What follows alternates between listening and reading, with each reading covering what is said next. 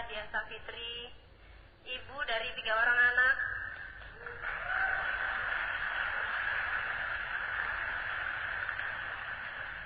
Oke, Bapak Ibu semuanya, sebelumnya saya juga mau mengucapkan selamat Lebaran, minal aizin wal faizin, mohon maaf lahir dan batin, ya. Semoga Lebaran ini jadi ajang kemenangan buat kita, ya. Habis saya melihat jaringan saya nih Pak, khususnya di bulan puasa nih, ya. Bulan puasa, bilang sama apanya, ada dolet saya bilang sama apanya. Apanya bilang, ayo bulan puasa kita tetap harus genjot omset, kita tetap harus kejar impian kita. Isi dolen bilang, aduh Pak Aplen, hari ini Pak, ini puasa.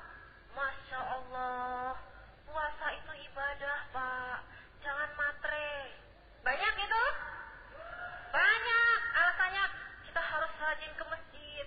Wah kita puasa Pak, kita harus banyak ibadah. Lu pikir presentasi kagak ibadah? Padahal apa sampai di rumah? Katanya kita harus rajin ke masjid. Emang kalau ke masjid cuma bulan puasa doang ya? Selain bulan puasa berarti nggak pernah ke masjid ya? Ketahuan kan? Ketahuan bolongnya. Padahal di bulan puasa, Bapak Ibu, katanya ya, kalau misalnya orang, aduh di bulan puasa saya mau ibadah karena apa? Ibadah itu kan berlipat-lipat pahalanya. Berarti kan bekerja itu kan bagian daripada ibadah. Berarti kalau kita presentasi, tadinya kalau nggak bulan puasa pahalanya 1, di bulan puasa kita pahalanya lebih banyak. Jadiin alasan, aduh ibadah, molor, habis sahur sampai jam 3 sore, tunggu beduk. Habis beduk, habis beduk, makan banyak-banyak, kenyang, perutnya kegedean, teler, ngantuk. Mana terawihnya? Banyak yang kayak gitu? Nah, yang nyengir itu adalah tanda-tanda orang-orang yang bulan puasa ibadah. Emang kalau nggak bulan puasa lu kagak ibadah? Kagak sholat? Ya, enggak ya, justru kalau orang tahu benar arti Ramadan, arti bulan puasa, dia pasti lebih genjot lagi. Kalau tadinya dia hanya sebagai silver planner, di bulan puasa dia genjot. Gimana caranya jadi gold planner? Kenapa? Ibadah kan, pahalanya berlipat, kerjanya lebih dilipatin lagi. Bukannya molor doang, nonton telenovela, nonton sinetron, nungguin soleha. Habis soleha, apalagi ya? Candy. Aisyah, apa Pak? Nungguin. Nggak apa-apa, udah bintang 8 nggak apa-apa. Ya, jadi salah kalau Anda menjadikan bulan puasa adalah bulan yang Anda nggak mau kerja, Anda cuma mau nongkrong aja di rumah. Kalau siang alasan aja sama Aplen. Waduh, saya ini lagi puasa mau konsentrasi. Emang puasa itu bersemedi gitu? Puasa itu justru kita harus lebih aktif lagi. Lebih aktif lagi, dengan kita aktif, organ tubuh kita lebih sehat. Betul ya Pak Dokter? Ada Pak Dokter? Lambung kita diistirahatkan supaya sehat, tapi bukan berarti kita mengistirahatkan impian kita. Anda istirahatin impian selama 1 bulan, dapatnya apa? Omset norot, bonus norot. Emang enak Lebaran kagak ada duit? Ya, Bapak Ibu, jadi pelajaran buat kita semuanya. Ramadan bulan depan Anda harus lebih giat lagi, lebih luar biasa lagi, pahala Anda lebih berlipat lagi.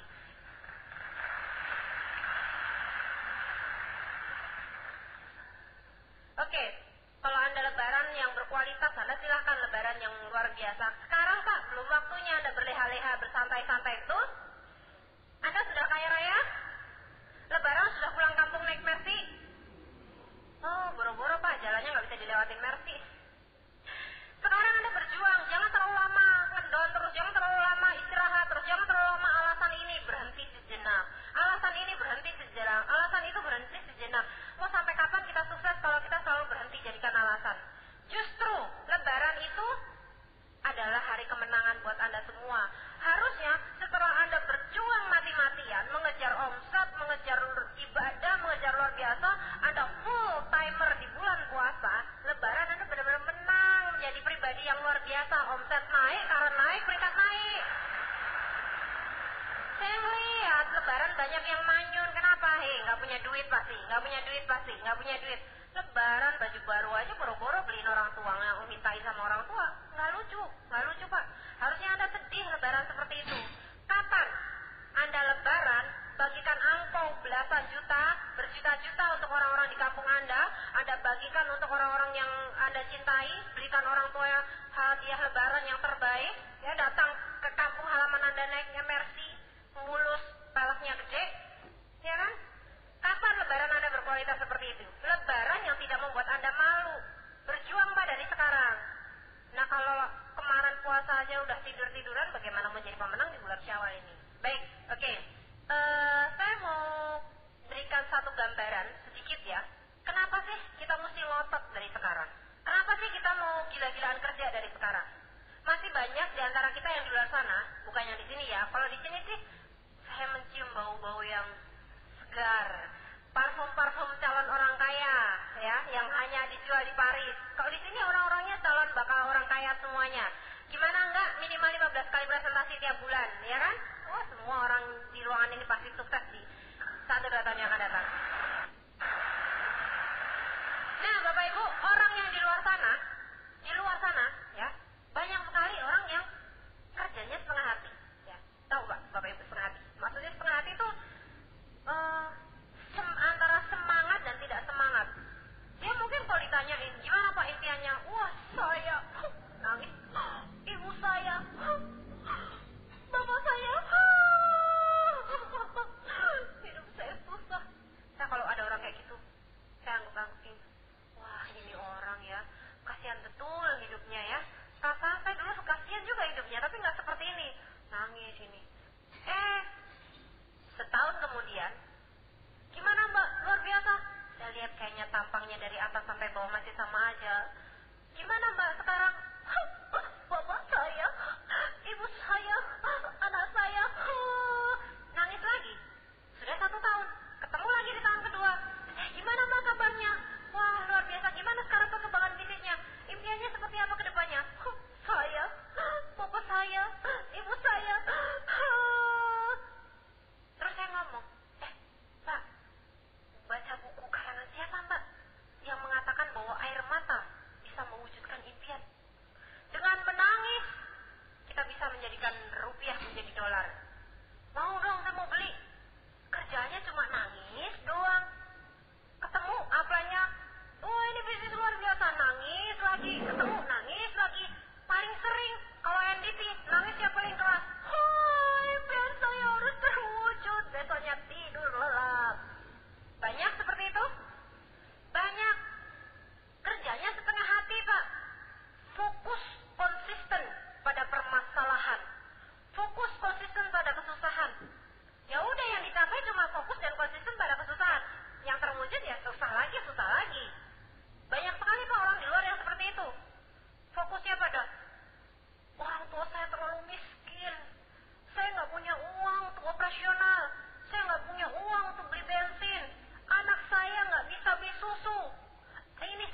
Suami saya nggak bisa makan. Saya nggak bisa kemana-mana, nggak bisa beli baju. Saya juga nggak bisa beli berlian. Saya nggak bisa keluar negeri. Saya terlalu miskin. Tuhan begitu kejam. Banyak. Fokus konsisten pada masalah pribadi. Lama-lama itu orang. Semua orang gak ada yang percaya sama saya karena saya terlalu susah hidupnya. Hidung saya terlalu pesek, kulit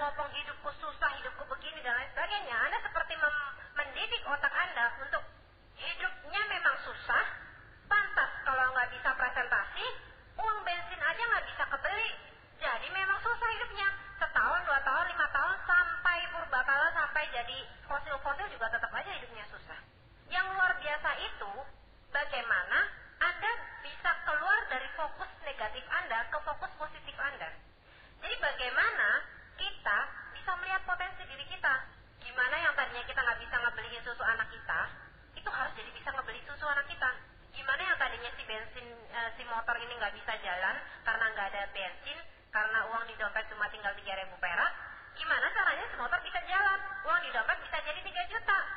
Fokusnya ke sana. Banyak yang nggak sadar, impiannya pakai buku Dream Book, diukir-ukir indah sekali, tapi sikapnya nggak ada indah-indahnya. Fokus konsisten pada permasalahan, pada kesusahan. Nah, itu yang keliru. Padahal kurang-kurangnya apa? Semua alat bantu sudah ada, apa sudah mendukung, sistem Unicorn sudah sangat mendukung sekali. Dengerin kasat Pak Luis Tendian Nampilan, bagaimana boomingnya bisnis kita ini ke depan. Ya, catat, hanya orang-orang yang tidak beriman, yang tidak mau kerja keras sesuai sistem.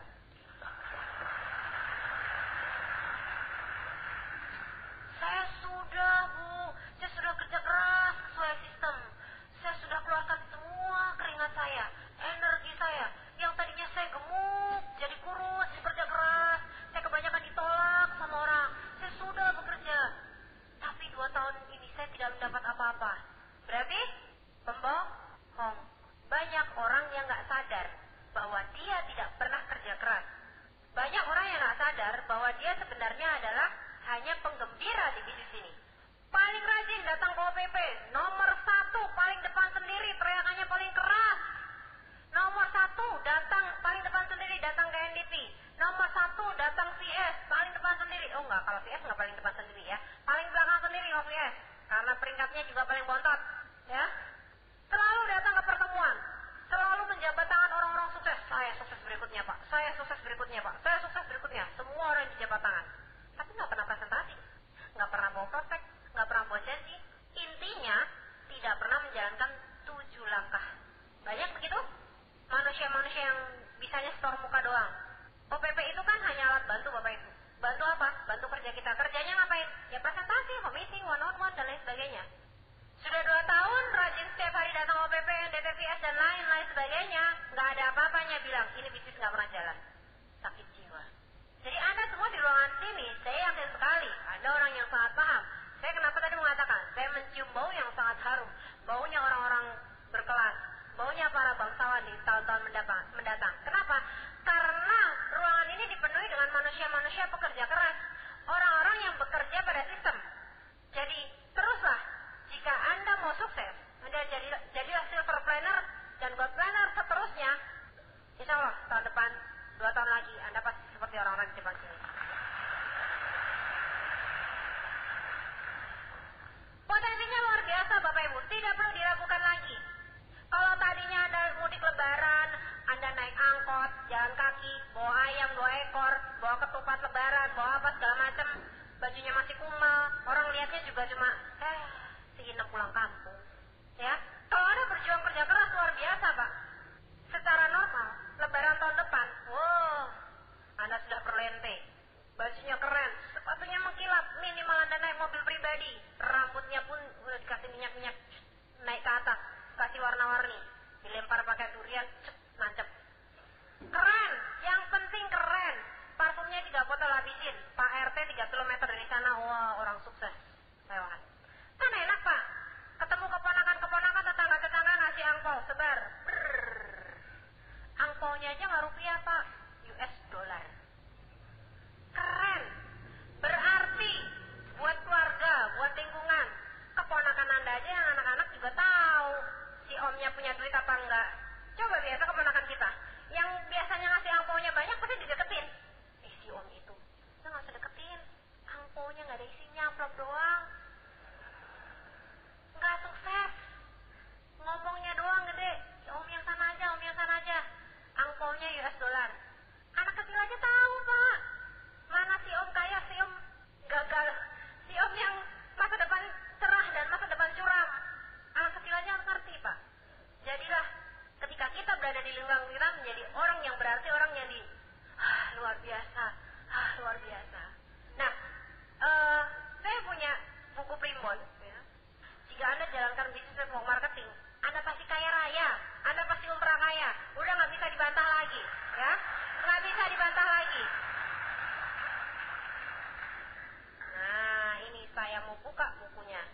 Sekarang saya bandingin, jika Anda bekerja pada orang lain, ya, bahasa Inggrisnya ya, Anda jadi karyawan, bahasa Perancisnya Anda jadi pegawai, ya, sehingga membangun jaringan. Ada semua di ruangan ini kan pengusaha ya? Pengusaha bukan? Pengusaha bukan? Kenal loh nanti gue sindir pengusaha ya. Oke. Kalau sekarang kita bicara karyawan. Bapak Ibu saya mau nanya, karyawan itu sehari biasanya kerja berapa jam? 8 jam, pinter. 8 jam per hari. Oke, dikalikan biasanya dalam 1 minggu itu 5 hari ya, Sabtu Minggu libur. Jadi kali 5 hari per minggu ya, dalam 1 minggu. Oke, dalam setahun itu ada 50 minggu, berarti dikalikan 50 minggu dalam 1 tahun, dan saya kalikan lagi selama 20 tahun ya. Kenapa 20 tahun? Karena secara normal, tadi Pak Puji bilang ya, secara normal orang-orang sukses di luar itu yang jabatannya sudah agak menarik dikit, yang kira-kira ya gajinya memang benar-benar besar, itu usia 35 tahun, yang rata-rata mereka itu sudah menjadi manajer atau GM atau ya pokoknya sudah berjabat lah, bukan merintis dari bawah. Usianya biasanya sudah 35 tahunan ya. 35 tahun dan usia pensiun itu adalah 55 tahun. Kalau saya ambil berarti antara penanjakan karirnya dia usia 35 tahun sampai usia 55 tahun pensiunnya itu ada 20 tahun ya. Jadi saya anggap di sini 20 tahun ya. Nah, karena dia udah orang yang sudah berkelas, istilahnya udah pangkatnya udah agak tinggi, di sini gajinya dia jadi kalau saya kalikan semuanya ketemu 40.000 jam. Dikalikan per jamnya 20.000 ya. Yang udah mulai berjabat gitu ya. 20.000 per jam. Kalau saya hitung-hitung, saya kali-kaliin, ternyata jadi jam, dan di sini ya, hari ketemu hari, minggu ketemu minggu, tahun ketemu tahun. Nah ini ada jamnya. Kemudian jam ketemu dengan jam, ketemulah 800 juta. Besar nggak Pak 800 juta? Besar kan? Jangan bilang nggak besar. Besar nggak? Besar. Mau pindah? Mau pindah kuadran nggak? Mau pindah kuadran nggak? Kenapa takut ngomong begitu? Ya, ini yang karyawan ya. Oke, 800 juta. Oke, 800 juta. Keren kan Pak? Sekarang kita lihat bagaimana masa depan Anda semua ya. Masa depan Anda semua. Apakah salah nggak? Ya, di sini saya tulis pengusaha. Kita misalnya bekerja setiap hari, seandainya kita bekerja setiap hari 8 jam per hari dikalikan 10.000. Seorang pemilik pabrik punya 10.000 karyawan. Anda punya jaringan yang tersebar di mana-mana, 10.000 jaringan. Kemudian seorang bos punya 10.000 anak buah dan lain sebagainya, ya. Ini jaringan atau karyawan dan lain-lain. Hasilnya jam tentunya adalah 80.000. 80.000 dikalikan ya anggap aja 10.000 per jam aja. Jam per hari, jam ketemu jam saya coret. Hasilnya 800 juta. Kok sama? Tak ulangin ya. 8 jam per hari kalikan 10.000 network. Hasilnya 80.000 jam per hari kalikan 10.000 rupiah per jam. Anggap aja 10.000 rupiah. Kita ngambil minimalis kan? Hasilnya 800 juta per hari.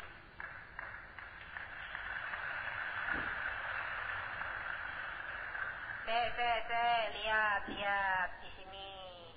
Yang di sini 8 jam per hari kalikan 5 hari dalam 1 minggu, dikalikan 50 minggu dalam 1 tahun, dikalikan 20 TH.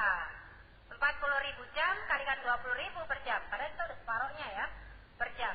Berarti ketemunya 800 juta per seumur hidupmu. Tadi ada yang bilang, lumayan ya, jadi pegawai, jadi karyawan. Tapi kayaknya lebih lumayan ini deh, kalau istri minta berlian masih dapet lah.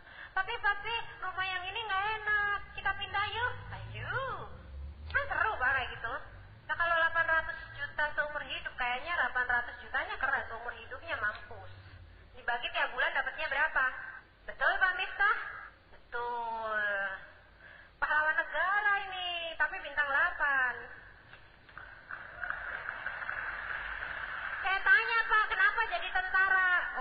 bela negara, pahlawan negara. Kenapa jadi bintang 8? Kebutuhan hidup. Masih kurang? Ini bukti Pak. Kalau Anda mau tahu potensinya bisnis jaringan, bisnis network marketing, ini salah satunya. Kalau Anda dengerin kasetnya Pak Louis 6 pilar, luar biasa Pak. Rasanya pengen join lagi, pengen mulai dari awal lagi. Biarin ditolak-tolak, yang penting punya jaringan besar di bisnis ini. Luar biasa sekali. Anda tuh di masa mendatang, Anda akan benar-benar ultra kaya. Makanya saya heran kalau ada orang yang malas-malasan, fokus pada kemiskinan, fokus pada kesusahan, fokus pada kesedihan, air matanya dibuang-buang. Aduh boros, besok air mata dibuang-buangnya nanti di panggung VS, baru boleh Anda buang-buang air mata. Sekarang nggak ada sedih, nggak ada susah, nggak ada apa-apa, hanya ada satu, kerja keras untuk sukses. Itu ruang fokus. Nah Bapak Ibu, ada 3 hal yang harus Anda perhatikan. Pertama, Anda harus menjadi seorang sutradara. Nah, ini yang penting, nomor wahid. Sutradara itu adalah, kalau Anda lihat di film-film, sutradara itu ada orang yang sangat penting dan berperan dalam kesuksesan film itu. Betul? Ya. Jadi, bagus tidaknya film, biasanya orang lihat siapa sih sutradaranya, siapa sih pelakunya dan sebagainya. Sutradaranya siapa itu? Filmnya ini keren banget, sutradaranya siapa? Jadi sutradara itu tidak kalah tenarnya dengan pemain filmnya. Kenapa? Sangat berperan penting. Karena sutradara itu yang menentukan bagus nggak ini nanti ke depannya filmnya. Perannya si artis dikasih tahu, lu nanti habis meluk dia, cium dia, habis cium dia lu gamparin dia. Jadi dia yang menentukan masa depannya film itu ya, rentetannya film itu ya. Sama di sini, Anda harus jadi sutradara dalam kehidupan Anda sendiri ya. Habis nggak bisa beli bensin, besoknya anak Anda nangis nggak bisa minum susu, Anda mau jadiin apa lagi? Mau jadiin istri Anda itu nggak bisa makan, mau jadiin rumah Anda jual, atau mau jadiin apa? Anda yang menentukan. Anda sutradara kehidupan Anda. Sekarang ini Anda mau bikin hidup Anda susah, atau Anda mau bikin hidup Anda menjadi bahagia, itu Anda yang menentukan. Karena Anda lah sutradara dalam kehidupan Anda. Bahasa Jermannya, nasibmu ada di tanganmu. Kamu penentu hidupmu. Perubah nasibmu adalah dirimu sendiri. Tahun depan, Anda mau jadi superstar, atau Anda tahun depan tetap aja hidupnya susah, ya, dompetnya tipis, bajunya kumel-kumel, itu Anda yang menentukan. Karena Anda sutradara dalam kehidupan Anda. Nah, permasalahannya sekarang, Anda mau desain film Anda itu seperti apa? Apakah Anda mau jadi big boss yang luar biasa, ya, yang turun dari mobil, di sampingnya wanita cantik, rambutnya panjang, bodinya pasti, terus ada angin menerpa, rambutnya terbang-terbang, ya, kayak film-film India itu loh. Nah, film Anda nanti kayak gitu, atau Anda mau menyutradarai film Anda nanti pakai compang-camping, menangis, begitu kejamnya dunia ini, terus makan telur 1 dibagi 17, anaknya disuapin satu-satu, sabar ya nak, kita memang orang gak punya, atau seperti itu. Anda sutradaranya, Anda bebas memilih. Di sini bebas memilih, mau jadi yang film artis cantik, atau mau jadi film yang penuh dengan derayan air mata, memilukan banyak orang. Itu terserah Anda. Anda tentukan kehidupan Anda. Nah, kalau Anda jadi sutradara, Anda mesti menulis skenario, ya. Anda juga harus menjadi penulis skenario. Nah, permasalahannya sebagai penulis skenario berarti Anda lah yang berhak menentukan mana yang harus masuk di film tersebut dan mana yang enggak. Artinya, Anda sebagai penulis skenario, Anda yang menentukan mana yang penting dan mana yang enggak penting. Mana penting Anda cepat-cepat pulang ke Jogja buat presentasi, buat follow up, buat kerja keras, atau mana penting Anda ngabisin ayam tetangga, ketupat tetangga, nongkrong, ngorok, lihat telenovela. Perasaan Pak di balik gunung nggak ada itu sinyalnya deh. Kenapa betah bener ya? Di kampung mah aduh, udah susah kayak gitu, kenapa betah bener? Ya, sebagai penulis skenario Anda yang menentukan mana yang penting dan mana yang tidak penting. Mana penting malam mingguan tapi tetap kere, atau Anda malam minggu tapi kerja keras. Aduh Bu, pacar saya kalau malam minggu nggak diapelin dia mutusin saya. So what gitu loh. Hari gini tergantung. Nanti kalau kamu sukses luar biasa, penghasilannya banyak sekali, itu wanita-wanita yang ada di TV semua keluar dari TV itu ngajarin kita.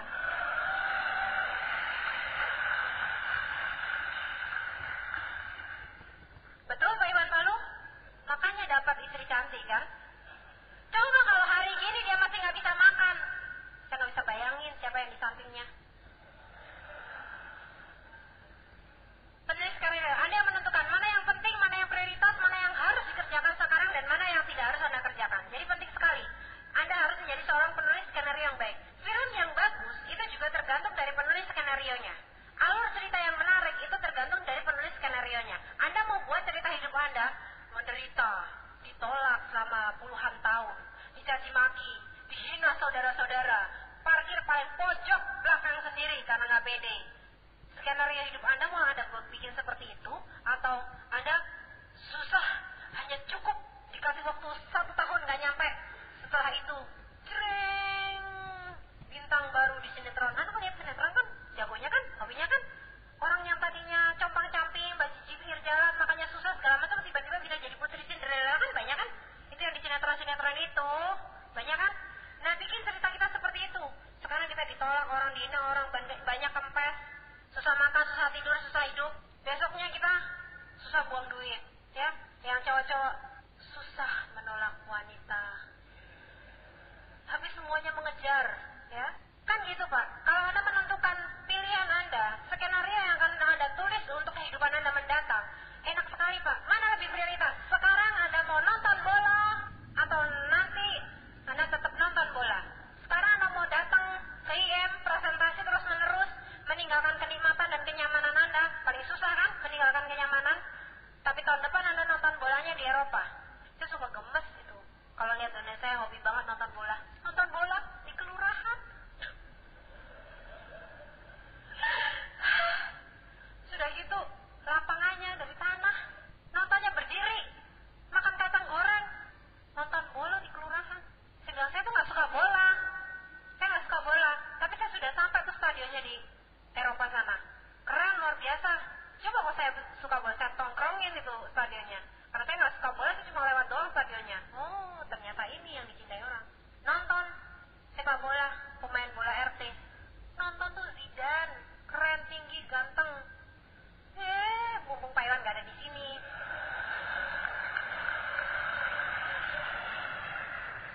Keren kan? Nonton pemain luar negeri.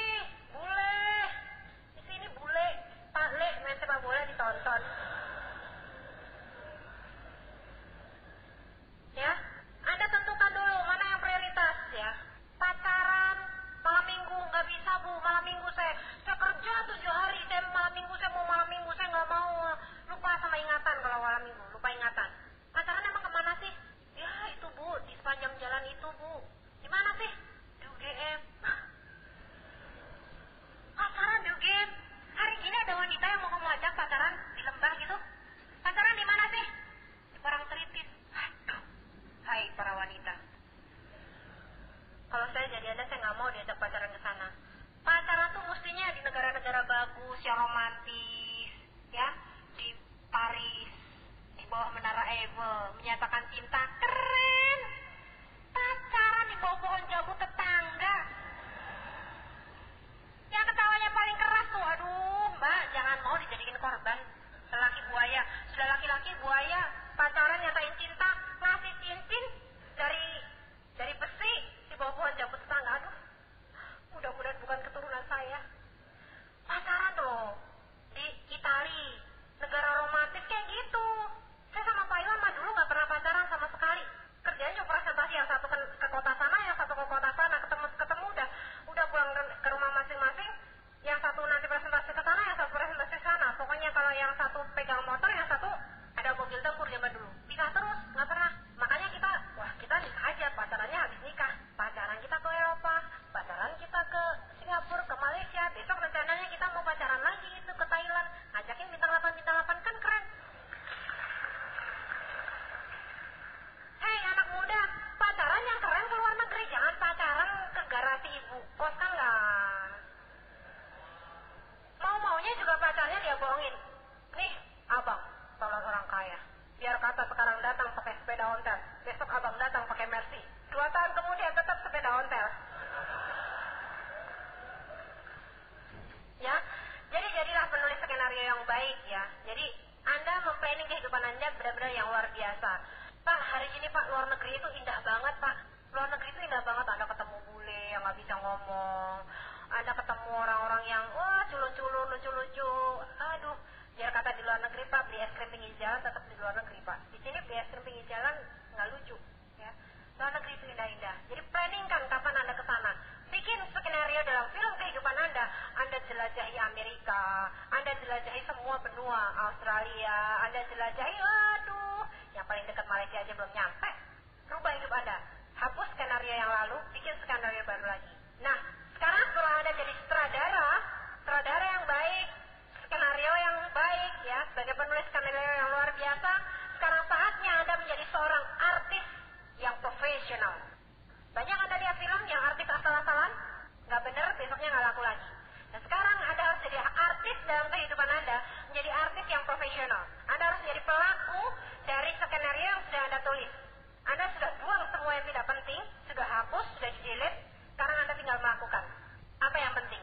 Tahun depan Anda punya rencana jalan-jalan ke luar negeri. Untuk jalan-jalan ke luar negeri, budgetnya Anda tahu. Artinya Anda harus jadi bintang berapa, unsur berapa, Anda pun sudah tahu. Dan sekarang waktunya untuk tancap gas, sing-singkan lengan baju. Wah, membela bangsa dan negara, menghapus kemiskinan. Kalau Anda masih miskin, tuh Anda penuh-penuhin angka kemiskinan Indonesia, Pak.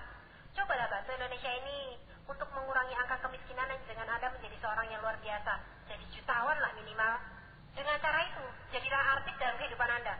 Kerja keras. Jadi Anda sudah tahu kan? Anda sudah tahu apa yang harus Anda lakukan. Anda sudah menentukan.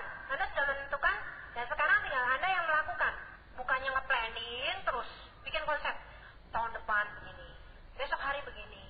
2 tahun lagi begini. 3 tahun lagi begini. Konsep aja. 2 tahun saya ketemu.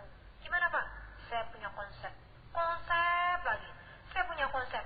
Konsep sampai pagi juga tetap konsep. Nggak pernah tidur, konsep terus. Tetap aja duduknya nggak berubah. Tidak beranjak dari tempat duduknya. Kenapa Bapak Ibu? Karena hanya konsep. Nggak melakukan. Sebuah film karya agung.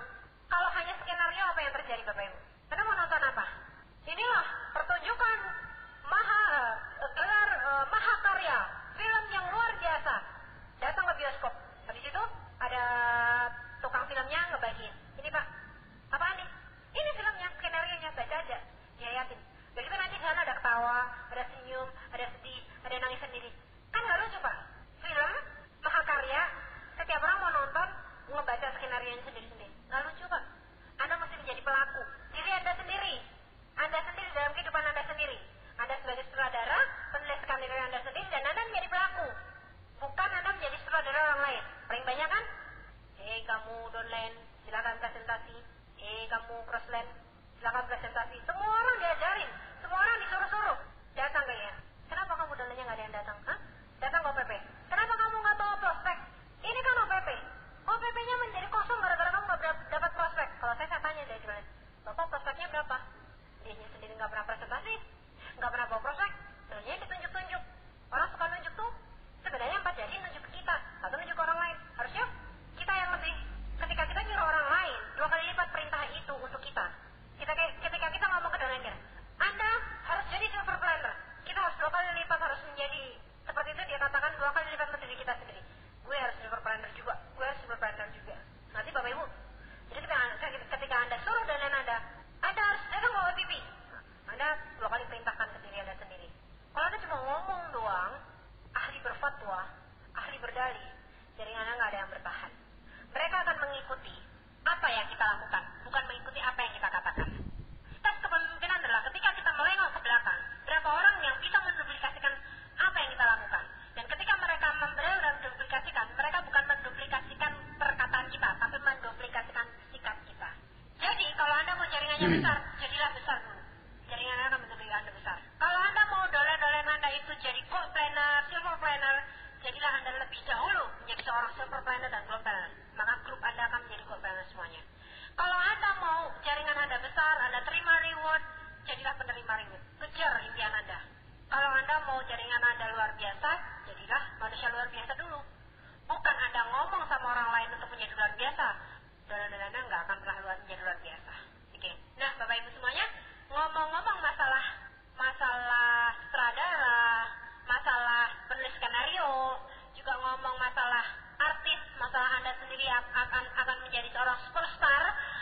akan menjadi orang yang tidak kepakai lagi di kedepan hari. Seru banget Pak. Kita juga ngomong masalah sikap. Banyak sekali orang yang sudah memplanning kehidupannya, ya, rapi sekali, indah sekali, ya. Dulu saya pernah mendiskusikan masalah ini dengan beberapa tim, ya. Ya, setiap manusia itu harus punya planning. Dalam setiap kehidupan manusia, mereka harus punya planning. Ya. Tahun depan lu mau jadi apa?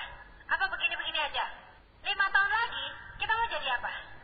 Jangan mengatakan kalau 5 tahun lagi itu masih lama. Wah, masih lama, Mbak Dia, 5 tahun lagi itu masih sangat lama.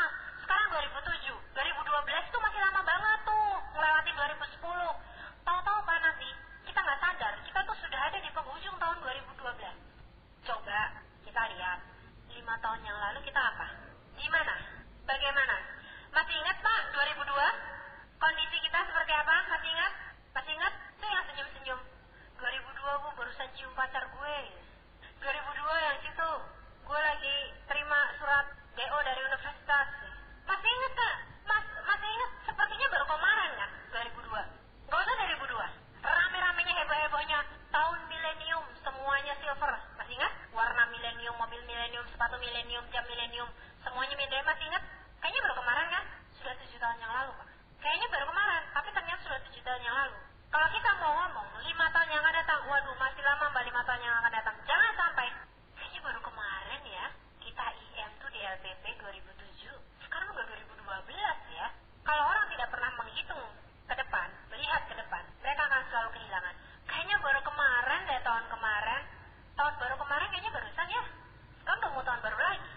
Bulan puasa yang tahun kemarin kayaknya barusan. Sekarang udah selesai bulan puasa.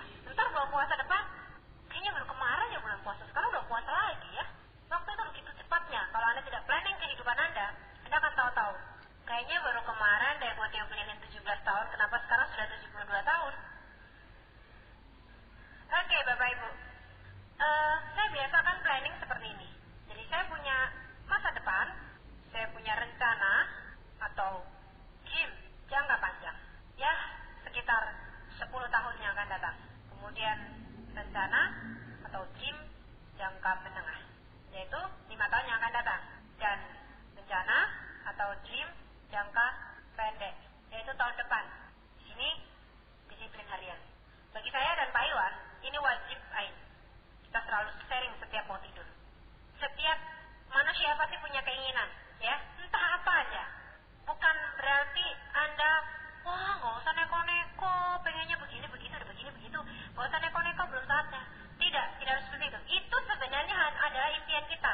Gali terus impian, buka katupnya. Bahwa di luar sana masih banyak sekali kehidupan yang sangat luar biasa sekali. Ya, kita masih terlalu kecil untuk membuka katup kita, masih terlalu pendek kita buka. Bukalah yang tinggi-tinggi katup kita. Masih banyak kehidupan di luar sana yang harus kita perjuangkan.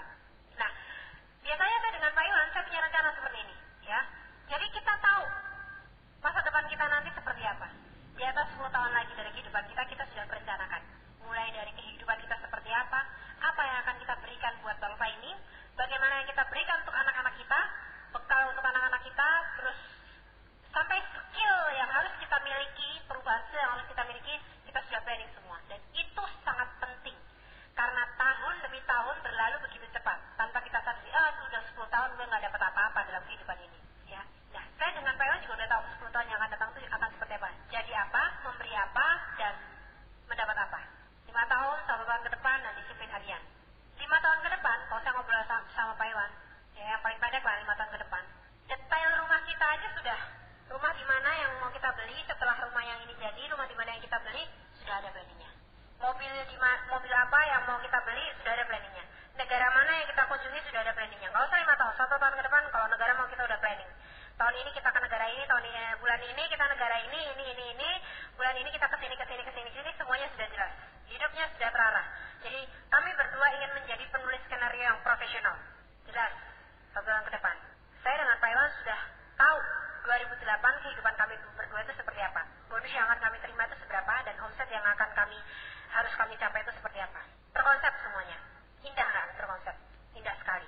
Melesetnya sedikit. Ya. Dan bagi kami, ini adalah impian kami berdua. Mau downline kami, mau jukir balik, mau seperti apa, mau mabok, mau berhenti, mau segala macam, itu urusan mereka. Yang penting kami punya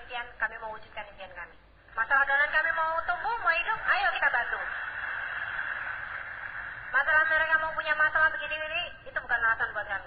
Jadi banyak sekali orang yang menyalahkan, jaringan saya lagi mabuk, jaringan saya lagi teler, jaringan saya lagi setengah hidup, jaringan saya lagi fly, dan lain sebagainya. Itu bukan alasan. Impian kita bukan milik orang lain, impian kita milik kita. Kalau kita mau sukses, kita pegang impian kita. Tuhan itu nggak ngukur kok. Wah, ini satu grup fly semua, ya udah flyin aja, nggak ngukur. Kalau kita punya impian, kita kejar. Ya, kita udah tahu. 2008 kehidupan saya sudah seperti apa, sudah ada gambaran, sudah ada bayangan, dan sampai apa yang harus saya lakukan sudah tahu semuanya. Bulan ini saya mesti ke sini, bulan ini mesti ke sini, bulan ini mesti ke sini, dan harus apa yang harus kita lakukan semuanya sudah jelas. Dan memang seperti itu seharusnya kehidupan. Nah, 5 tahun ke depan seperti apa semuanya sudah jelas. Nah, ketika satu tahapan demi satu tahapan kita bisa meraihnya, itu berarti kita lulus dari ujian. Misalnya bagi Anda sekarang ini ya, yang sekarang sedang berjuang mengejar reward Mercy. Mungkin ada beberapa di antara Anda, aduh Mercy, papi gue juga bisa ngebeliin gitu loh, Mercy. Bukan Mercy-nya, bukan nilai 500 jutanya, tetapi sebuah simbol prestasi dari kesuksesan Anda merubah kehidupan Anda. Maksudnya, Anda ini ujian, Anda itu lulus ujian, terima reward. Jadi sekarang ini adalah kompetisi yang sangat-sangat masih terus bersambung ke depan sana. Bahkan saya dan Pak Iman, oh Villa udah selesai. Bahwa Villa sudah selesai, itu justru kita sekarang lagi menempuh perjalanan kehidupan, pendidikan kehidupan yang lebih berat lagi. Ke depan pasti ada, kita harus lulus jadi Lion, kita harus lulus jadi Diamond, kita harus lulus jadi Director, dan kehidupan masa depan masih sangat jauh. Ibaratnya, ya dapat Villa kita lulus SD lah. SMP, SMA, universitas masih panjang dalam kehidupan kita. Villa lulus SD, lah Anda mobil belum dapat, lulus apa? Baik, Rob. Jadi seperti itu Bapak Ibu. Anda sekarang mati-matian berjuang mengejar impian Anda. Evaluasinya, Anda lulus sensor nggak? Kalau Anda nggak lulus sensor, bukan patah semangat. Justru sekarang Anda harus berjuang lebih keras lagi. Berarti Anda masih belum maksimal kerjanya. Maksimalkan lagi. Ketika Anda terima reward di panggung kemenangan, Anda merasa, oh ya gue di wisuda ini. Kemarin perjuangan itu adalah perjalanan karir kita. Nah ini udah lulus, misalnya bilang, lo lulus. Begitu caranya membangun jaringan. Begitu caranya lo kerja. Bagus, lo lulus. Lulus tahap 1. Bukan berarti kita terus putus sekolah. Enggak, kita harus berjuang lagi. Ujian berikutnya ke depan kita. Bukan terus kita leha-leha. Gue udah punya Mercy. Udah perlentian selesai. Enggak. Ya, plan, Villa, peringkat-peringkat, Diamond, ya, Director dan lain sebagainya. Semua menunggu kita. Kapan kita mau di wisuda menjadi tahapan-tahapan itu? Anda sudah harus planning. Bukannya orang kuliah, itu kan ada Pak. Orang kuliah, semester ini pelajarannya apa? Tuh, semester ini pelajaran apa? Ya, terus ujiannya, ya, ada ujian akhir, ujian pertengahan dan lain sebagainya. Saya udah lupa lah itu.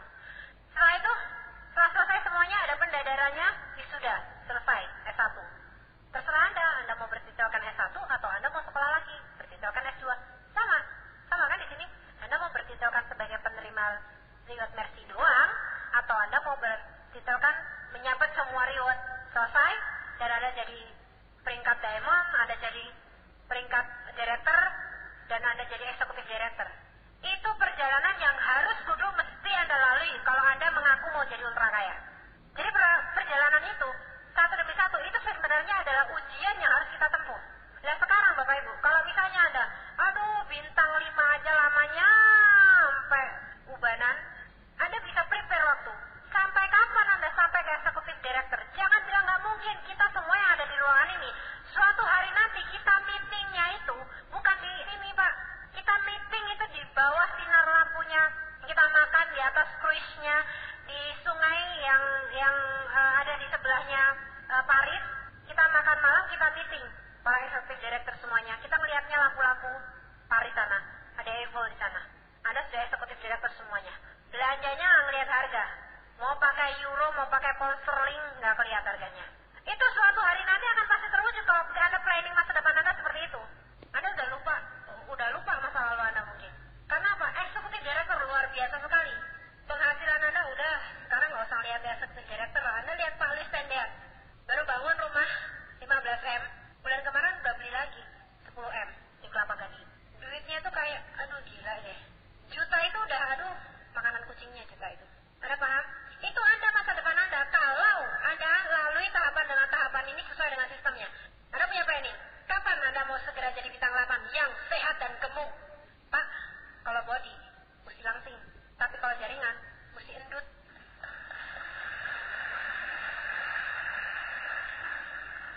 Hari ini yang slim itu kan sehat. Tapi kalau jaringan yang slim itu nggak sehat. Oke, kapan Anda jadi bintang 8? Kapan Anda di wisuda jadi penerima Mercy, penerima penerima villa, plan villa, dan lain sebagainya? Harus terplanning, Pak. Kalau perlu Anda jalan-jalan keliling Jogja. Perumahan mana yang paling mahal? Gak habis diserbu. Jangan sakit hati. Besok ada yang lebih mahal dari itu. Anda planningkan. Anda beli rumah sekian M. Kalau Anda beli lunas, Anda mesti prepare bonus Anda seperti apa, jaringan Anda seperti apa. Anda lulus ujian dari impian Anda itu harus bulan apa? Mewujudkan impian ya. Itu juga bukti kelulusan Anda. Berubah nasib Anda. Saya belajar dari hal kecil. Ya, dari hal kecil aja. Kita ngomongin impiannya. Kayaknya luar biasa banget ya. Oke. Ngomongin ditolak orang. Aduh, jangan takut ditolak orang. Jangan kami di sini ditolak orang itu nggak bakalan ngebikin kita stroke, betul. Kita ngomong seperti itu. Ya, pelajaran saya alami dalam kehidupan sendiri. Saya ngomong ke orang lain. Ngapain takut ditolak orang? Ditolak orang, terus kita bahagia gitu jalan-jalan di mall, ada berlian 20 juta, 30 juta, kita bilang 30 juta, 20 juta, kita kayak gitu. Ditolak orang, nggak mau lihat baju harga berapa juta aja udah kaget. Ya wajar, belian tuh 30 juta susah sekali ngebikinnya, barangnya langka, 30 juta murah. Mau jadi orang kayak gitu, orang-orang yang saya dulu sangat mau jadi seorang seperti itu, sampai saya tuh nggak pernah takut ditolak orang. Saya nggak pernah takut jalan bisnis ditolak orang, dan saya nggak pernah punya. Kalau orang bilang kayak kuda nggak ada pusernya, nggak kena capek. Kenapa? Karena saya nggak mau. Saya trauma sama kemiskinan. Saya nggak mau hidup susah. Dan sekarang tanyakan pada diri kita sendiri. Anda masih mencintai kemiskinan Anda atau enggak? Anda masih menyayangi dompet tipis Anda atau enggak? Sepatu butut Anda, baju lecek Anda, kacamata jelek Anda, injekin aja kacamatanya. Untung saya pakai kacamata. Sama, saya juga dulu susah. Aduh Pak, nggak usah dipegangin kacamatanya, udah jelek, semakin jelek lagi. Pak, biar pakai pegangin kacamata. Tenang Pak, nanti kita belinya di Prancis sana, mereknya Dior ya Pak ya, paling keren. Oke, kembali ke masalah, kembali ke laptop. Ngomongin ketika kita ngomong ke orang lain, jangan takut ditolak. Karena ketika kita berani menghadapi penolakan itu, kita akan menjadi manusia yang sukses. Oke? Benar? Gampang ya orang ngomong kayak gitu? Gampang kan? Gampang kan Pak ngomong kayak gitu? Tapi ngangkat telepon mau janji aja udah gemeter ya. Nah, saya mengalami kehidupan saya sendiri. Ketika kita mau merubah kehidupan kita, rasanya tuh luar biasa nikmatnya. Pak, saya tuh orangnya penakut sebenarnya. Ya, penakut. Yang namanya nyetir mobil, saya nggak bisa. Kalau orang ngomong, aduh Mbak Dia mobilnya berderet, kok nggak bisa setir mobil loh? Ya, saya mah diciptain ngebeli, bukan ngepake. Buat apa? Buat apa punya mobil mewah kalau setir sendiri? Itu kan jawaban saya. Kan bisa ngebayar supir, kalau nggak bisa ngebayar supir, bawa badannya tersendiri kan? Itu jawaban orang yang kepepet doang. Jadi saya paling takut sama mesin, nggak usah nyetir. Saya duduk di samping pengendara, supir aja, atau di belakang supir. Saya takut perjalanan darat. Ya memang takut gitu.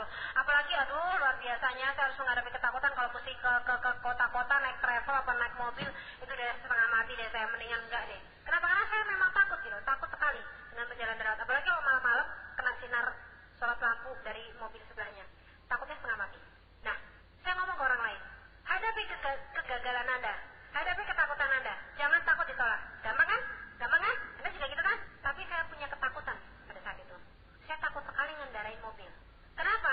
Saya fokus pada kalau ngendarain mobil nggak bisa dikendaliin, nabrak, selesai masalah.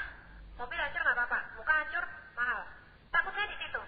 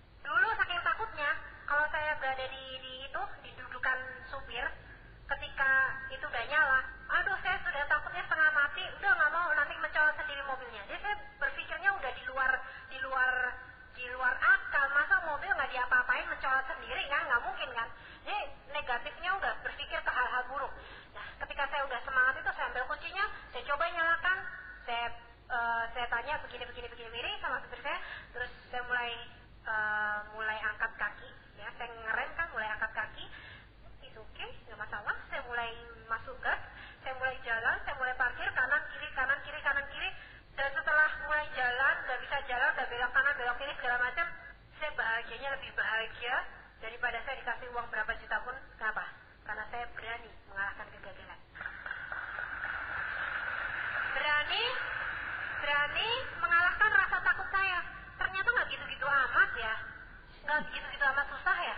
Kayaknya cuma nyetir mobil, aduh, sepele banget kan? Bukan karena kayaknya cuma bisa nyetir mobil tuh, tapi karena kita berani mengalahkan rasa takut kita. Sama di bisnis ini. Kalau Anda berani mengalahkan rasa takut Anda dalam menjalankan bisnis ini, mengalahkan rasa takut Anda ditolak orang, dihina orang, apalah segala macam, wah, Anda akan mendapatkan kenikmatan yang sangat luar biasa sekali. Apalagi di bisnis ini ketika Anda sukses, Anda mendapatkan segalanya. Anda bisa sukses lahir dan batin. Lalu berani mengalahkan ketakutan, bisa megang mobil aja senangnya setengah mati. Apalagi kalau Anda suksesnya setengah mati, Pak. Bagaimana yang tadinya Anda susah mau beli beras, sekarang beras Anda bagi-bagi ke orang lain. Bagaimana kalau tadinya Anda bayar parkiran itu, aduh, kalau bisa sih 1.000 aja, buat 1.200 Anda kasih 5.000 buat orang parkiran. Bagaimana kalau seandainya Anda yang sekarang itu beliin susu anak Anda aja, dicampur gula pasir, campur air banyak-banyak, Anda pilih susu nanti kalau Anda sukses, susu yang terbaik, itu udah Anda kasih yang terbaik, tambahin kalsium yang banyak-banyak, luar biasa, kasih makanan yang terbaik, Anda nggak ngeliat harganya, luar biasa Pak rasanya. Dan bagaimana ketika Anda dulu ke mall ngeliatin baju, gile ya, masa ada baju 3 juta, 4 juta, cuma baju buntung ya, singlet doang 3 juta, cuma ada ukirannya sedikit. Suatu hari Anda lihat, ini baju keren banget, artis si Bapak, 3 juta, kok mau sih orang ngebikin baju kayak gini cuma dibayarin 3 juta? Suatu hari Anda akan berbicara seperti itu. Yang dulunya Anda mungkin hidupnya masih susah bener nih, mau bagi ke tetangga, mau bagi ke orang-orang, mau bagi ke fakir miskin, keponakan cuma 1.000 perak, suatu hari Anda bisa bagi 200 sebaran ya, dan sebagainya. Itu, kenikmatan itu yang harus Anda raih. Jadi bagaimana Anda bisa mengubah kehidupan Anda, benar-benar berubah. Jadi 180 derajat kehidupan Anda benar-benar berubah untuk orang-orang yang Anda cintai dan untuk lingkungan Anda. Itu yang paling penting, dan itu adalah kenikmatan batin yang tidak bisa dibayar dengan apapun. Dan Anda pasti bisa ketika Anda mau melakukannya. Baru Pak, saya bilang tadi ya, saya pernah ngomong sama orang, jangan takut ditolak orang. Tapi saya takut menghadapi ketakutan saya ngebawa mobil. Tapi sekarang saya udah lewatin itu, dan saya bilang sama diri saya, lebih baik ya ketakutan ditolak orang itu nggak ada apa-apanya daripada kita mengalahkan ketakutan kita, misalnya sama medan apa gitu ya, saya sama mobil lah, sama ketinggian, sama apa. Ditolak orang tuh nggak ada apa-apanya Pak. Kalau kita ditolak orang, kita nggak bakalan nanti terus langsung campak, cacar, langsung kena penyakit varisas segala macam, nggak ada. Artinya kesempatan Anda kalau Anda mau mengalahkan rasa takut Anda, rasa malu Anda untuk membangun bisnis ini, Anda akan merasakan udara kebebasan yang luar biasa dinikmati, luar biasa indahnya. Dan itu Anda harus punya waktu. Dan itu Anda punya planningnya Pak. Jangan ada 5 tahun Anda belum, aduh, lu kehabisan oksigen kali ya, miskin terus gak berubah-ubah. Ayo dong Pak, kasih waktu, kasih batasan target waktu. Jangan bertahun-tahun Anda bahagia dan menikmati jadi bintang 6. Bertahun-tahun Anda bahagia menikmati cuma jadi bintang 7. Kapan Anda menikmati Anda bisa menjadi silver lion, bronze lion, menjadi gold lion, bahkan jadi diamond? Lebih segar rasanya, oksigen itu lebih banyak ketika Anda menjadi peringkat-peringkat itu. Apalagi jaringan Anda besar, ya. Satu lagi, indahnya dunia ini ketika Anda sukses nantinya, dan lebih indahnya ketika Anda itu wanita yang sukses. Yang laki-laki, saya ngelihat dari tadi sama Bu Rina, Bu, kenapa yang perempuan cuma kita berdua, yang kemana ini ibu Indonesia ini? Luar biasa ibu-ibu. Jadi saya mau ngomong sama ibu-ibu di seluruh Nusantara ini, apalagi di Yogyakarta ini, sebagai wanita, bukan kita sukses yuk sebagai wanita, tapi justru sebagai wanita, kita harus sukses. Justru karena wanita, itu kita harus sukses. Bukannya sukses itu, wah yang cowok-cowok, bapak-bapak, enggak Pak. Justru karena wanita, kita harus sukses. Pernah dengar pepatah? Baik dulunya negara, itu tergantung pada wanitanya. Betul? Terus wanita itu adalah tiang bangsa. Betul? Itu betul sekali. Ketika Anda menjadi bebas finansial, ya, pasif income, bebas waktu, Anda nggak kekurangan uang, Anda punya skill yang luar biasa, dan Anda bisa didik anak Anda menuju jalan yang benar. Waktu ada, uang ada. Waktu ada kagak punya uang juga sama aja, kasih fasilitas pas-pasan. Ya. Jadi wanita harus sukses, Pak. Tuh, jadi kalau misalnya si bapak bilang udahlah, lu di rumah aja, bilang sama si bapak. Kalau wanita berprestasi itu luar biasa, bapaknya dapat pahalanya berlipat ganda. Ngedidik wanitanya bisa menjadi wanita yang sukses. Benar kata Bu Feve, bukan di belakang laki-laki sukses ada wanita yang luar biasa, tetapi di samping laki-laki yang sukses ada wanita yang sukses juga. Saatnya sekarang sing-singan lengan baju para ibu-ibu. Ya, jangan jadikan alasan. Saya sering mendapat, waduh dia gimana ya, saya mau jalani bisnis ini, tapi anak saya masih kecil-kecil, saya nggak bisa jalani bisnis ini. Waduh Bu, gimana ya, saya mau jalani bisnis ini, tapi kan saya nggak bisa, segala macam. Fokus konsisten pada masalah. Saya bilang apa kurang banyak apa anak saya tidak. Udah gitu jaraknya kecil-kecil lagi. Aduh, itu rumah sudah kayak kapal pecah. Kemarin lebaran saya jadi babysitter 3 anak. Nggak ada sejarahnya kan? Anak saya satu naikin kepala saya, yang satu naikin bahu saya, yang satunya lagi minum ASI. Gimana rasanya tuh? Tapi tetap aja tuh si Villa nempel. Gak ada alasan. Biar kata hamil juga Anda bisa jalani mikir, aduh gimana ya, saya sekarang kan lagi hamil gak bisa begini dan begitu, dan lain sebagainya. Saya waktu hamil juga walaupun cutinya agak panjangan, tapi tetap bisa jalan, tetap bisa kerja. Habis melahirkan show, terus jalan. Perjalanan masih sangat panjang kan? Perjalanan masih sangat panjang, dan peran wanita itu sangat penting sekali. Saya pernah diajarin sama orang tua saya. Jadi seorang istri jangan hanya bisa mengandalkan suami. Bila suatu hari nanti tiba, Tuhan memberikan pelajaran. Jangan sampai Tuhan memberikan pelajaran dengan mengambil kepala rumah tangganya. Waduh, kita ngasih apa? Masa kita cuma nangis doang? Kasihanilah saya, anak saya banyak. Anak saya, suami saya sudah meninggal, anak saya banyak. Saya nggak bisa kasih makan, nggak bisa sekolahin. Jangan jadi wanita yang seperti itu. Air mata kita sangat mahal untuk diteteskan hanya untuk mengemis kasihan pada orang lain. Apapun yang terjadi, masa depan sudah cerah. Kita sudah bisa menyisihkan lahan baju. Kalaupun apapun yang terjadi, kita tetap bisa menjadi yang terbaik. Makanya jadi wanita itu justru harus berprestasi. Saya melihat, aduh, yang naik peringkat bapak-bapak terus, yang jadi pembicara bapak-bapak terus. Ibu-ibu kapan nih? Justru jauh luar biasa wanita. Wanita itu jauh lebih luar biasa daripada laki-laki. Kita punya impian, punya planning, punya rencana, itu akan jauh lebih matang kalau kita yang menjalani. Jadi pada ibu-ibu, Anda juga harus jadi pemenang di berikutnya. Pasti bisa. Saya belajar dari Bu Feve ini. Saya suka konsultasi dengan Ibu Feve. Ibu bagaimana dong begini dan begitu, saya punya impian ini dan lain sebagainya. Kejar, tapi begini dan begitu. Justru wanita harus bisa, Bu Feve bilang. Bu Feve selalu memberikan nasihat kepada saya, dan itu nasihat luar biasa sekali. Dan saya banyak belajar dari seorang wanita muda yang sukses seperti Bu Feve. Dan itulah inspirasi saya. Kenapa beliau bisa dan saya tidak bisa? Dan kenapa kalau wanita di luar sana banyak wanita sukses dan luar biasa, kenapa sebagai wanita kita nggak mau sukses? Saya banyak belajar dari Bu Feve, mulai dari penampilan, mulai dari cara bicara, mulai dari impian dan lain sebagainya. Bagaimana mengelola uang, semua saya bicara. Dan itu luar biasa sekali. Anda bisa lihat satu komposisi yang dinamik sekali antara Paulus dan Ibu Feve. Ya, jadi laki-laki yang sukses dan perempuan yang sukses dan memiliki kehidupan yang luar biasa seperti kesempurnaan hidup. Ya, yin dan yang sangat sempurna sekali. Saya belajar dari situ bagaimana saya bisa meniru upline saya untuk bisa menjadi satu pasangan yang luar biasa. Nah, ternyata banyak hal. Alangkah indahnya kalau kita sebagai istri juga sukses seperti suami kita. Bayangin, ketika di rumah, apa yang kita diskusikan nyambung. Ngomongin impian jelas. Mas, Pak, ya misalnya, ya kita mau begini tahun depan. Oke, jaringan kita berarti harus begini ya Pak ya. Berarti nanti mama kerja di jaringan ini, papa kerja di jaringan ini. Di sini omset kita harus seperti ini, di sana omset kita dan sebagainya. Tahun depan kita mendapatkan ini, dan tahun depan kita pindah rumah di sini. Konsepnya sudah jelas, ini sudah jelas, uangnya seperti ini dan seperti ini. Kan enak Pak, Anda menentukan kesuksesan Anda. Suami istri menentukan kesuksesan bersama, sama-sama suksesnya. Luar biasa. Ada 2 pancuran uang, pancuran penghasilan di rumah Anda.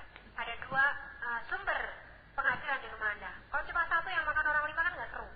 Bapak, ibu, anak 3, pancurannya cuma 1. Yang habisin orang 5 kan nggak seru. Walaupun yang habisin orang 30 juga nggak bakalan habis-habis. Tapi kalau pancurannya semakin banyak kan makin seger rasanya. Nah, jadi wanita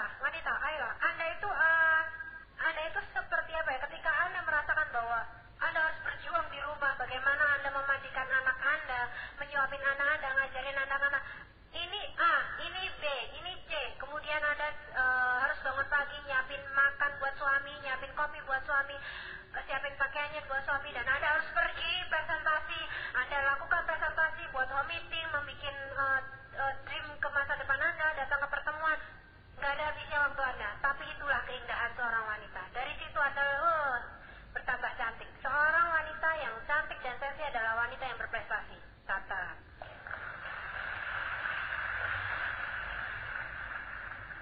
Ya, nyambung. Si papa ngobrol sama si mama di rumah nyambung, ngobrolin dia juga nyambung. Akhirnya apa? Mengatasi banyaknya pertengkaran rumah tangga. Kenapa? Semuanya berpikir positif, bacaannya sama. Paling seru Bu, kalau suami istri udah aktif semuanya. Besok si mama mau ngisi apa ya? Wah, si papanya langsung ngomong doang, begini, selesai. Nyambung, bacanya sama. Besok papa mau ngisi di sana, ngisi VS di sana. Istrinya ngomong, buku yang terbaru dari Roberto Kiyosaki halaman ini mengatakan begini. Kan sama aja bawa perpustakaan pribadi, ya. Coba kalau kita nggak berprestasi, ngomong juga nggak nyambung, ngomong negatif terus. Suami keluar kota dinegatifin, suaminya pulang malam sedikit negatif, ya. Suaminya pakai wangi-wangian sedikit negatif lagi. Suaminya mau planning punya rumah begini bilang, aduh itu pemborosan. Beli mobil ini pemborosan lagi, segala macam, nggak nyambung. Akhirnya bete sendiri suami di rumah. Tapi coba kalau ketika kita lihat apa kita para ibu-ibu itu, mereka bisa dinamis, mereka bisa luar biasa. Mereka merasakan ketika ditolak orang lain. Kalau seorang wanita merasakan ditolak orang lain, dia akan melihat perjuangan suami mereka luar biasa, ya. Jadi istri yang merasakan ditolak orang lain, melihat suaminya perjuangannya ditolak orang lain, dia akan jauh lebih menghargai. Luar biasa sekali, ya. Dan ketika berada di panggung kemenangan, kita nggak bete. Wah, kita juga berjuang, betul? Kita nggak bete, orang kita juga berjuang. Jangan jadi pasangan yang, aduh malu-malu deh, soalnya apa, itu kasih bapak. Aduh, ketika orang, aduh selamat ya Bu, ini dapat ini. Itu kasih bapak, segala macam. Terakhir disuruh bicara di atas panggung, nggak bisa ngomong apa-apa. Aduh, kasihan suami kita, pasti akan malu. Jadi saatnya sekarang kita lihat Ibu Feve, Ibu Livia, semua sudah kasih contoh, ya. Banyak sekali wanita-wanita berprestasi, ada Ibu Iren segala macam. Kita harus contoh mereka adalah super wonder woman kalau saya lihat. Wanita-wanita yang full power. Ya, saya dapat nasihat dari Bu Feve, sebagai wanita kita harus full power, energik, semangat, seksi dan tetap cantik. Dalam sebuah seminar, akhirnya saya juga dapat pelajaran. Jadi wanita harus berprestasi. Seksinya wanita dia, wanita yang cantik dan seksi itu adalah wanita yang berprestasi. Tapi bukan hanya itu aja, performanya juga.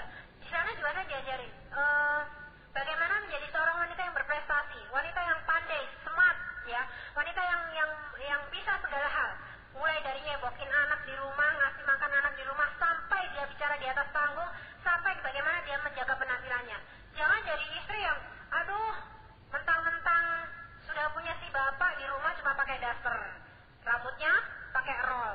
Jadi dia masuk dalam partai wanita-wanita dasterisasi dan roll-rollisasi. Kalau di rumah hobinya masak ikan asin, si papa pulang, mama mau cium, kenapa mama bawa ikan asin ya? Baunya ikan asin, roll-rollan, ya, nggak pakai, aduh jangan kesentuh bedak deh. Udah gitu semakin hari kerjaannya nongkrong, lihat novela. Kalau hobinya gini, kalau di depan TV pakai kursi yang gede, ya, kursinya tiap tahun tambah gede. Pertamanya masih kecil, nongkrong, makan kacang, terus habis kacang satu toples, sebelahnya roti kering. Roti kering satu toples, sebelahnya ada arem-arem. Terus orang sinetronnya terus menerus, habis sinetron juga infotainment kan hobi, makan habis. Terakhir 3 karung beras, tinggal masuk. Tahun pertama sih kursinya cuma kursi kecil. Tahun kedua kursinya udah agak melebar. Tahun ketiga sofa 3 set, nggak muat buat orang lain, hanya dia sendiri. Tahu maksudnya? Kayaknya dulu waktu kawin sih kayak biola Spanyol. Kenapa baru berapa tahun kawin kok sudah kayak karung beras berdiri ya? Saya belajar dari situ. Dulu saya juga pernah ngalamin, Pak. Aduh, soalnya udah merasa gini. Ibu-ibu biasanya udah married kan? Dia udah, aduh ngapain sih dandan segala, harus si papa juga sudah berada dalam dekapan ketiak kita. Sold out. Nggak mungkin, si papa nggak mungkin macam-macam lihat wanita-wanita yang aduh. Padahal saya dapat bisikan tuh dari malaikat Jibril. Katanya, mau sealim-alim apa, mau sekuat-kuatnya apa iman laki-laki, kalau melihat bodi wanita yang tetap aja hatinya berdebar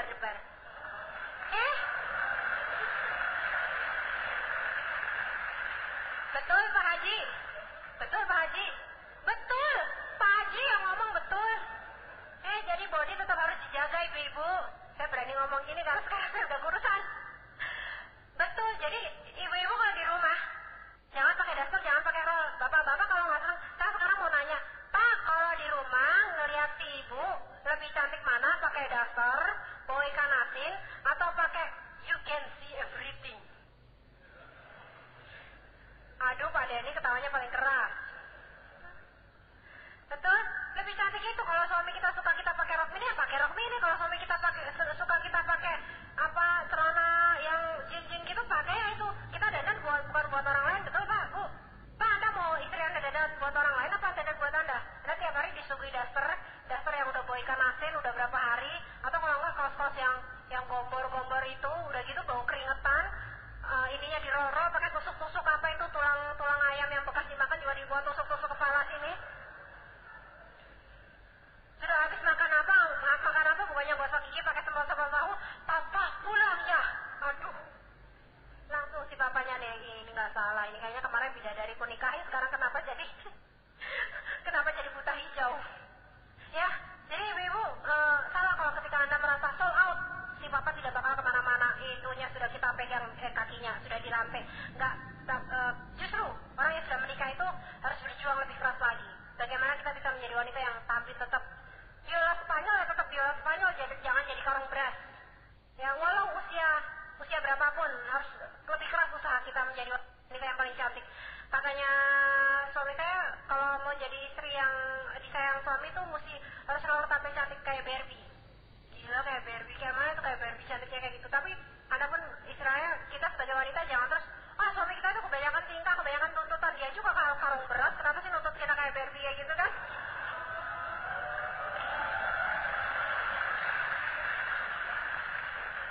Untung gak ada suami saya, tapi biar kayak gitu dia paling cakep seluruh dunia.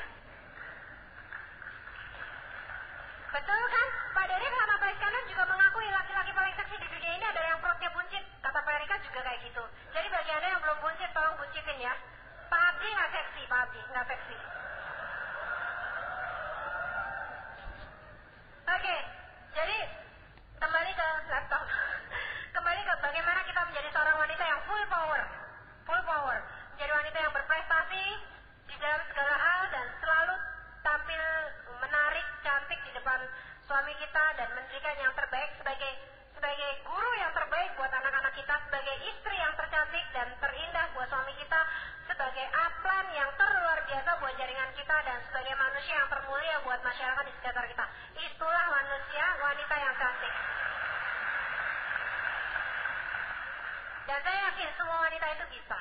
Semua wanita itu smart, semua wanita itu rajin, semua wanita itu luar biasa, semua wanita itu cantik. Tinggal sekarang bagaimana kita melihat dari diri kita sendiri. Apakah kita merasa bahwa wah kita nggak bisa, itu kan dia bisa, nggak bisa seperti itu. Wah anak saya banyak, wah suami saya begini, dan itu bukan alasan. Jadi kembali lagi, kita tidak bisa fokus pada masalah. Ketika kita fokus pada masalah, kita tidak bisa merasakan nikmatnya hidup ini, indahnya hidup ini, segarnya udara kebebasan ini.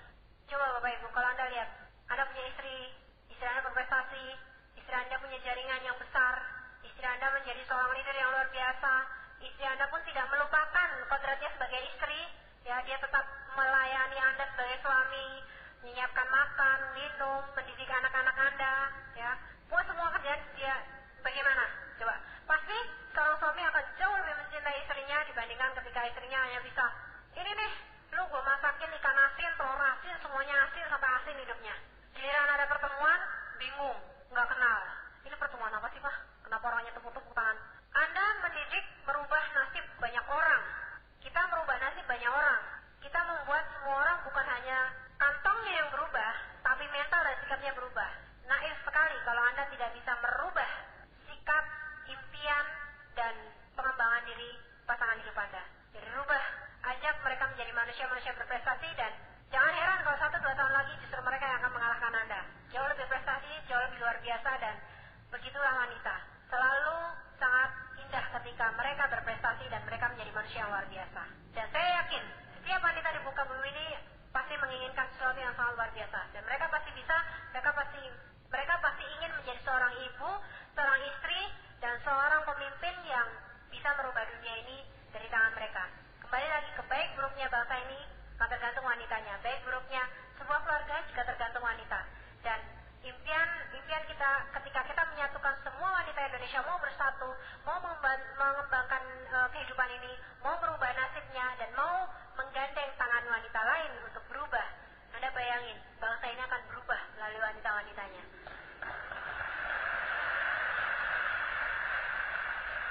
Dan mulai hari ini Bapak Ibu, jangan berpikir, wah dia cewek nggak bisa, wah itu ibu-ibu anaknya 13 nggak bisa, bunting terus tiap tahun nggak punya waktu, wah dia ibu-ibu mana ngerti, kerjanya cuma sinetron, arisan dan lain sebagainya.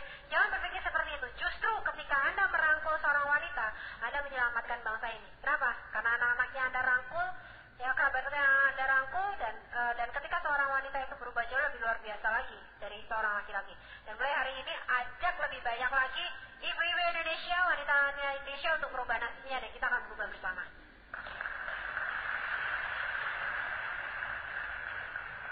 Baik, kembali ke rencana masa depan Anda, ya. Jadi bagaimana impian Anda bisa terwujud tadi? Impian Anda bisa terwujud dengan pasangan hidup Anda, dengan ketika satu kekuatan berperang meraih kemenangan, dengan ketika Anda dan istri Anda berperang meraih kemenangan. Pasti akan lebih luar biasa ketika Anda gabungkan dua kekuatan yang full power itu. Dan saya yakin mungkin Syawal ini, lebaran ini, Anda merasa Anda belum apa-apa. Anda merasa lebaran ini Anda masih belum maksimal. Anda menyesal kenapa kemarin bulan puasa kemarin masih terlalu banyak Anda absen dalam mengejar impian. Kenapa bulan puasa kemarin masih terlalu banyak Anda tertidur dan lain sebagainya. It's okay, never mind. The last, ya. Ini terakhir. Hari ini lebaran terakhir buat Anda untuk merasakan kemiskinan Anda. Sekarang sing-singkan lengan baju Anda, jadilah sutradara yang baik dalam kehidupan Anda untuk